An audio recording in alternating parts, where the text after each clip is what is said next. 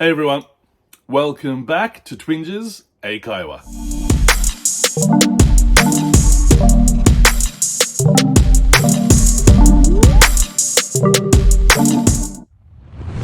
皆さんこんにちは。Twinges 英会話です。Welcome back。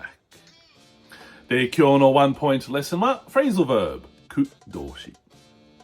で、今日の Phrasal Verb は to catch on。To catch on means to realize or understand something. 何かを理解したり、実現したりする。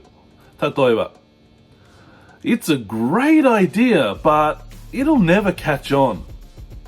それは素晴らしいアイディアですが、決して普及することはありません。で、もう一つ。Joe is sometimes really slow to catch on.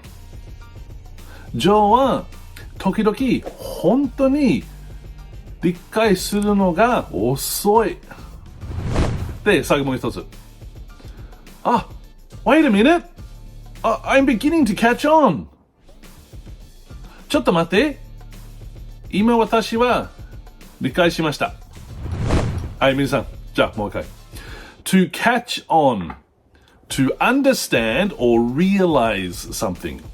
何かを理解したり、実現したりする。はい、皆さん勉強しましたか？はい、よかった。それで質問ならば、提案ならば、みんな下、コメントお願いします。で、皆さん、いつも見る。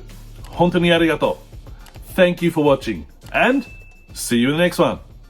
Bye bye.